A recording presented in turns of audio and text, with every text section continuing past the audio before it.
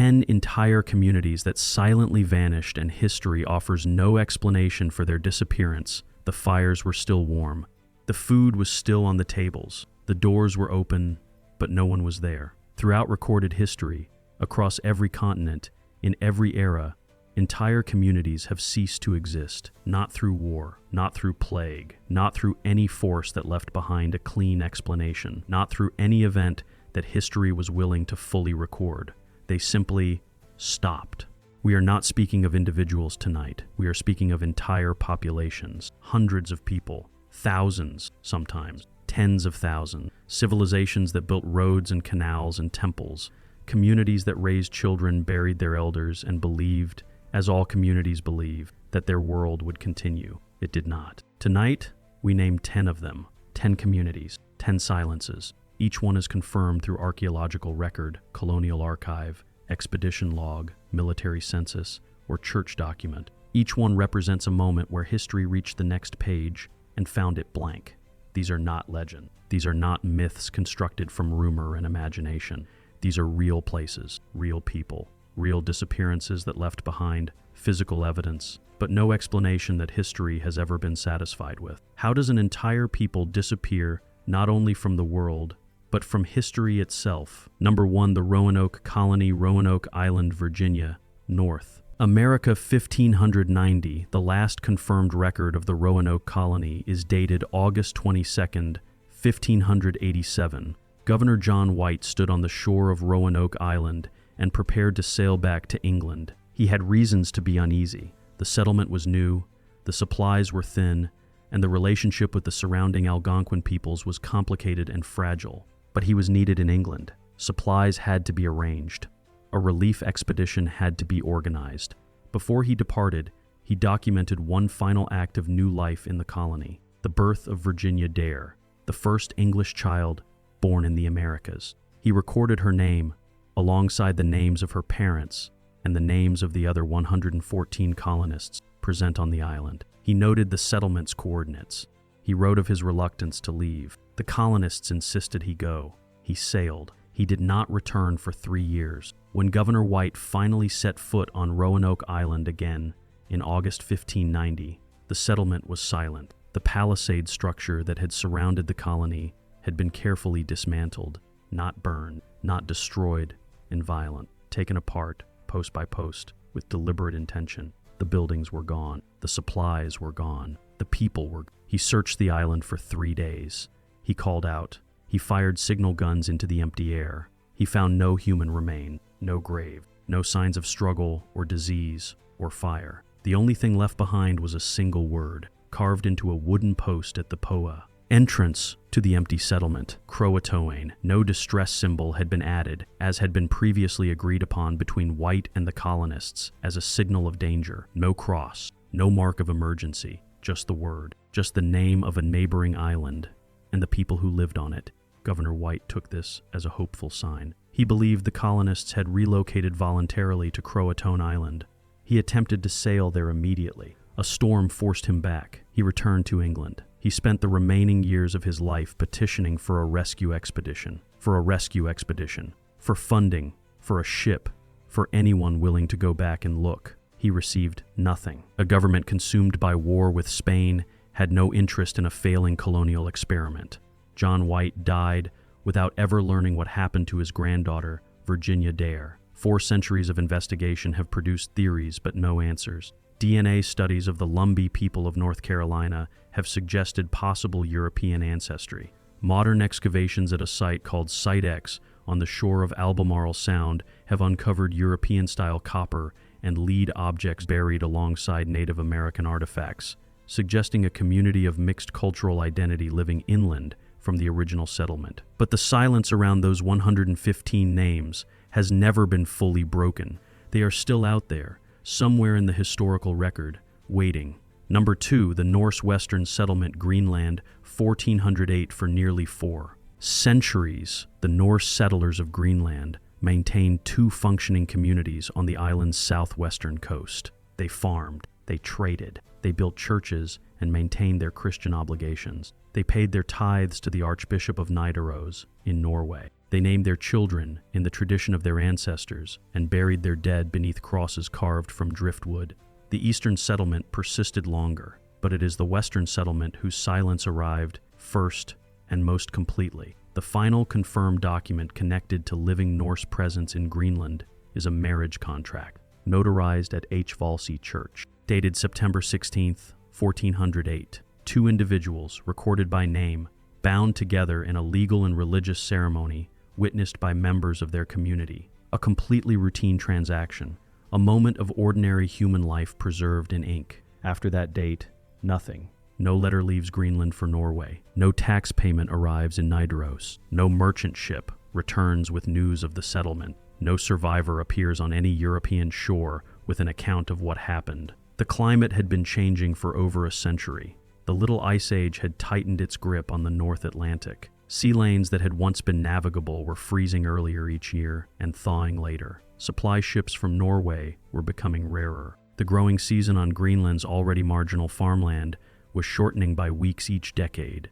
Isotopic analysis of skeletal remains recovered from Greenland's Norse church cemeteries tells a devastating story. In the settlement's early centuries, the population ate well, a diet built on domesticated livestock, supplemented by seal and game. But in the final generations before the silence, that diet shifted almost entirely to marine mammals. These were farmers who had become hunters out of desperation, a community clinging to survival with diminishing resources, in increasing isolation, with a European mainland that had largely stopped caring whether they lived or died. When Norway finally commissioned an expedition to investigate the silence, more than a century had passed. They found stone walls, scattered animal bones, the remains of a community that had contracted and contracted and contracted until it simply ceased. H.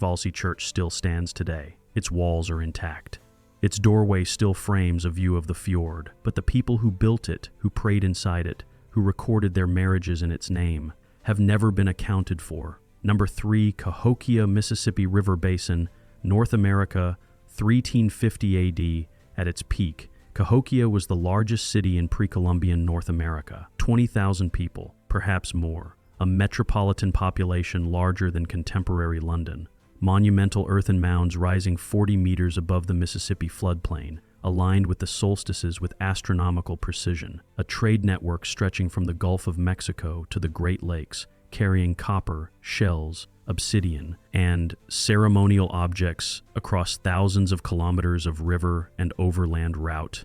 Cahokia had no name for itself in any European language, because no European arrived until long after it was gone. The city's collapse was not sudden. It was a long, slow, undocumented erosion that played out across generations. Tree ring data from the region confirms catastrophic drought cycles beginning in the late 13th century. The agricultural systems that had fed a city for 300 years, vast corn production on the rich Mississippi floodplains, began to fail as rainfall patterns shifted. The political alliances that had held the city's diverse population together began to fracture under the pressure of scarcity.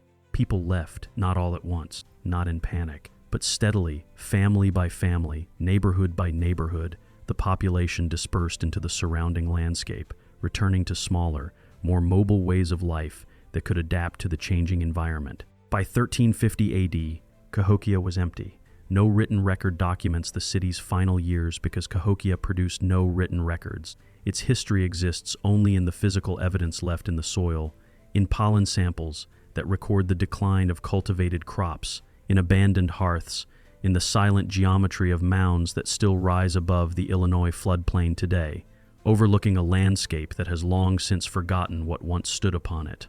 A city of 20,000 people, gone without a single written sentence. Number 4, the ancestral Poblones of Chaco Canyon, New Mexico, North America, 1150 AD. They were engineers, astronomers, architects. The great houses of Chaco Canyon were not simple dwellings. They were massive, precisely planned structures containing hundreds of rooms, oriented to capture specific moments of sunlight on specific days of the astronomical calendar. The roads that connected Chaco to its outlying communities ran in mathematically straight lines across the desert, not following terrain, not following water sources, but cutting directly across the landscape as though the builders understood geography from above. Their astronomical knowledge was encoded into stone. Windows and doorways framed the exact point on the horizon where the sun rose on the summer solstice, the winter solstice, the equinox. The entire built environment of Chaco Canyon was a calendar, a clock, a monument to the precise observation of time.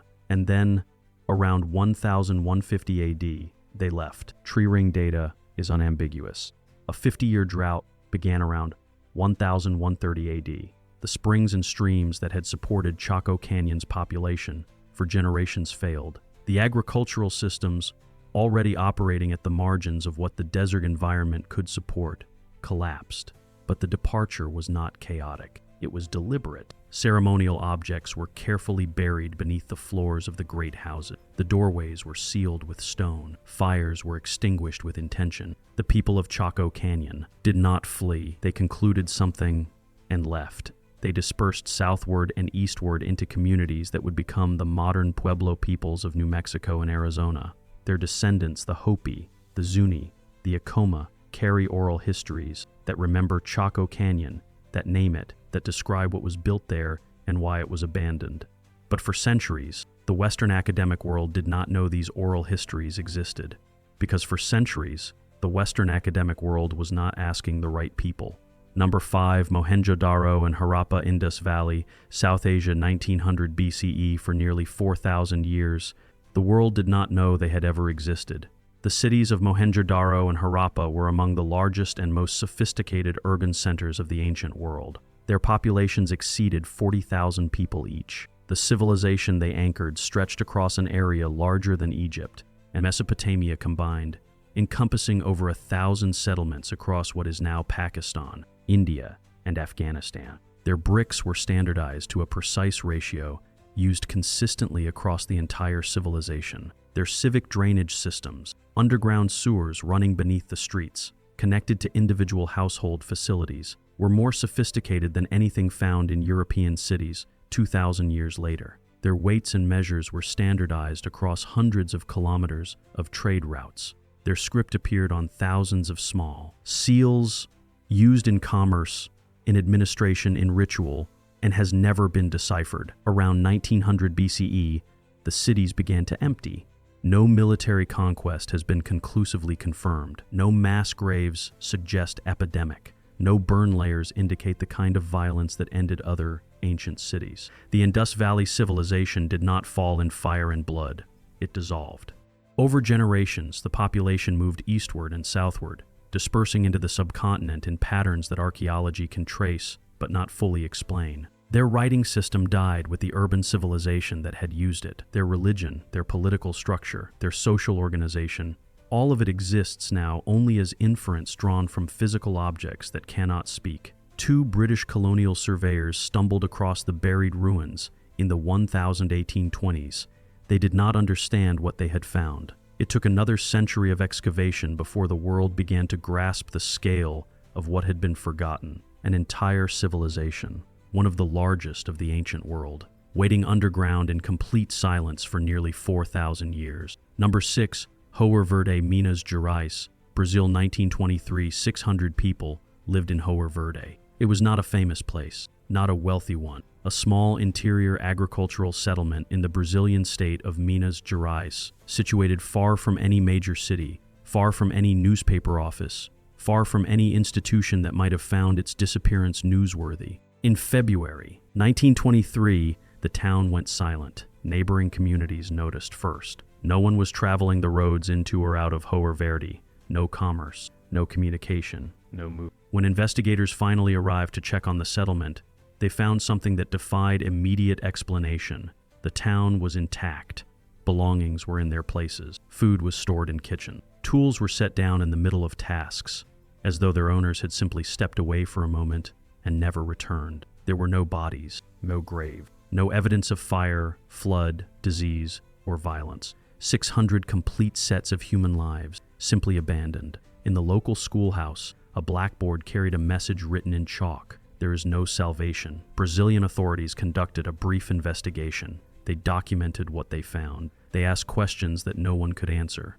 And then, quietly, without public announcement, they closed the case. No follow-up expedition was organized. No academic institution adopted the mystery. No national newspaper pursued the story beyond initial brief reports. Hoer Verde was a town of poor agricultural workers. In 1923 Brazil, poor agricultural workers in remote interior settlements did not generate sustained national attention when they disappeared. There was no powerful family demanding answers, no political figure with an interest in resolution, no economic stake that made the truth worth finding. The case faded within months. Today, the silence around Hoer Verde remains essentially complete. It exists in the margins of paranormal literature and in local oral tradition, but credible academic investigation has never been conducted. The documentary record is thin, inconsistent, and largely unverifiable. 600 people, one chalk message, no answers. Number 7, Nan Madol, Pohnpei, Micronesia, 1016-28 AD. It was a city built on water. 92 artificial islands, constructed in the tidal flats off the eastern shore of Pohnpei in the middle of the Pacific Ocean. The islands were built from interlocking basalt stone logs, some weighing up to 50 tons each, stacked without mortar into walls that still stand today. Canals ran between the islands like streets, navigable by canoe. Ceremonial structures rose from the water.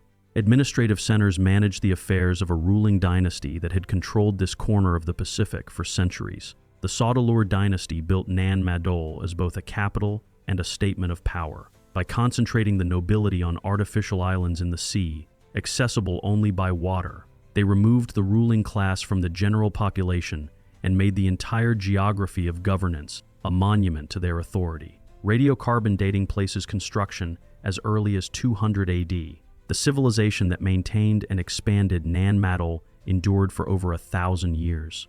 By 1628, it was abandoned. The Saudeleur dynasty had become, by most historical accounts, increasingly oppressive. They demanded tribute that the surrounding population could not sustain. They imposed restrictions on fishing and agriculture that pushed their subjects toward the edge of survival. When a warrior named Isoklekel arrived from the island of Kozre with a force of warriors, the population of Pohnpei supported him. The Saudeleur rulers were overthrown, and without the political structure that had built and maintained Nan Madol, the city had no reason to continue. The canals filled with debris. The ceremonial fires went out. The stone corridors were reclaimed by mangrove. When the first European explorers encountered Nan Madol in the 19th century, local inhabitants could not explain who had built it.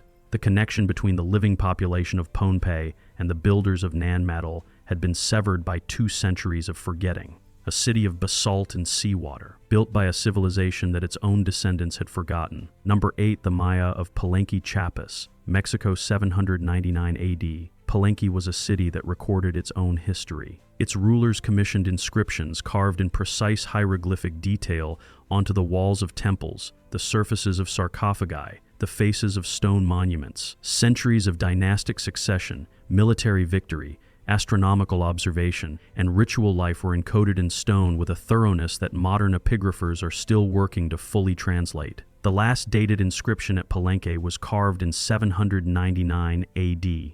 After that, silence. The Maya collapse of the 9th century is one of the most studied and least resolved mysteries in archaeology. Across the southern Maya lowlands, dozens of major cities were abandoned within roughly a century of each other. Tikal, Copan, Quirigua, Caracol, and Palenque. Each case carries its own specific evidence. At Palenque, the abandonment was not instantaneous. The population declined over decades before the final departure. Drought cycles, documented through isotopic analysis of lake sediments, struck the region repeatedly during the 8th and 9th centuries. Political fragmentation between rival Maya states consumed military and agricultural resources. The complex trading networks that had supported urban populations began to break down. The people of Palenque did not die. They left, moving northward, adapting, finding new communities in which to rebuild lives that no longer had a city at their center. But Palenque itself was swallowed by the jungle within decades of abandonment. Trees grew through the floors of the temples. Roots cracked the stone monuments. Vines covered the hieroglyphic inscriptions that had recorded centuries of history. By the time Spanish colonizers arrived in the 16th century, Palenque had been invisible for 700 years. A city whose rulers had carved their own names into stone, lost so completely that the jungle had to be cut back by machete before the world could read those names again. Number 9, Akrotiri, Santorini, Greece 1600 BCE. The houses were 3 stories tall. The frescoes painted on their interior walls depicted dolphins leaping above blue waves, young boxers facing each other in ceremonial competition, antelopes moving across an ochre landscape, flowers and colors still vivid after 3,600 years of burial. The drainage system ran beneath the cobblestone streets in covered channels. The storage jars and the ground floors of the houses were still full of olive oil and grain. The city of Akrotiri on the island of Santorini was one of the most sophisticated settlements of the Bronze Age Aegean. Its architecture, its art, its infrastructure all speak to a community of considerable wealth, cultural refinement, and urban complexity. Trade connections linked it to Crete, to Egypt, to the Greek mainland, and sometime around 1600 BCE, every single one of its residents left voluntarily, deliberately, completely. Geologists have established that a series of increasingly powerful earthquakes preceded the catastrophic eruption of the Santorini volcano. This eruption, one of the largest in human history, eventually buried the entire island under 30 meters of volcanic ash, preserving Akrotiri in extraordinary detail, but only after its population had already gone. The residents read the earthquakes correctly. They understood what was coming. They took what they could carry, their valuables, their livestock, their most portable possessions. They left behind what they could not move, the furniture, the storage jars, the frescoes on the walls, and they walked down to the harbor and sailed away from an island that was about to be destroyed. No refugee settlement has ever been conclusively identified. No inscription in Egypt, in Crete, in mainland Greece records the arrival of Akrotiri's population. No burial ground has been connected to them. They dispersed into the ancient Mediterranean world, and the ancient Mediterranean world absorbed them completely without leaving a single document that named where they came from. The city they left behind was discovered by archaeologists in 1967. It is among the most beautifully preserved ancient sites in the world. The people who built it remain completely unaccounted for.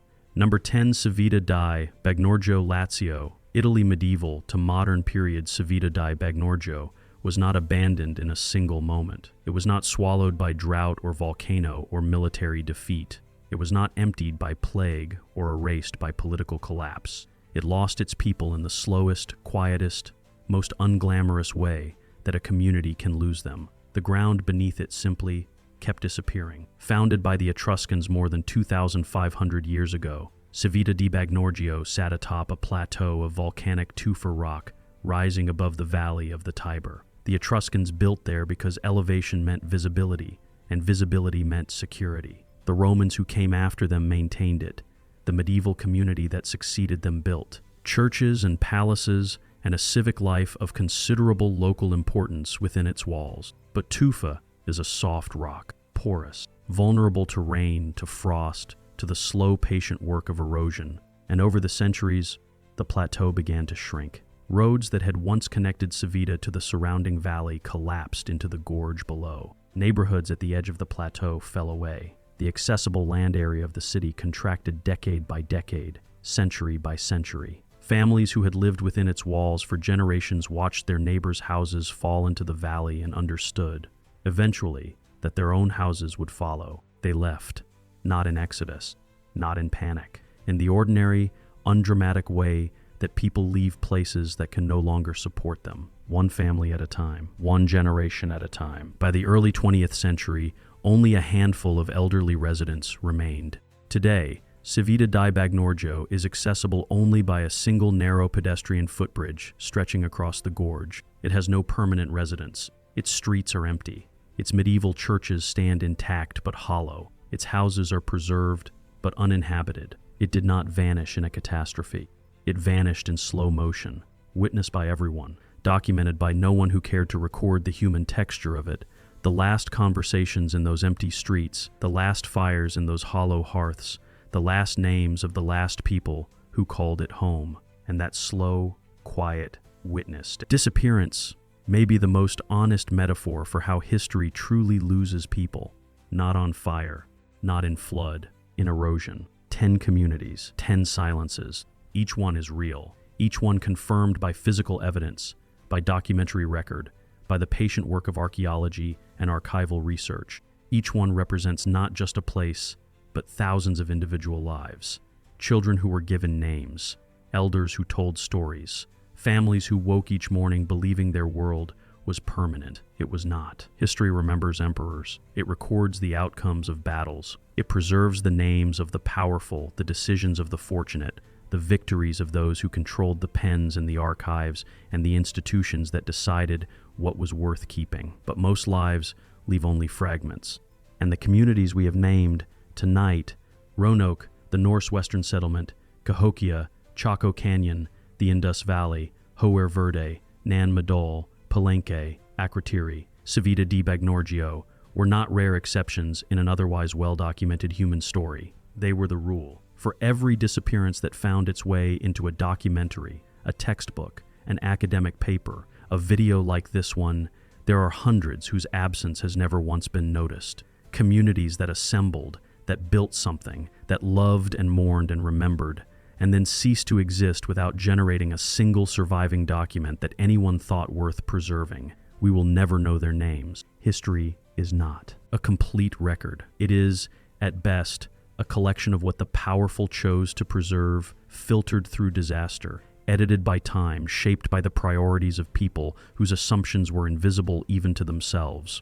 The word Croatoan, carved by unknown hands into a wooden post on a silent island, has endured for more than 4 centuries. The people who carved it have not, and somewhere tonight, in the gaps between the documents we have and the ones that were never written, 10 communities continue their disappearance, quietly, without conclusion, without the grace of an explanation that history was never moved enough to provide.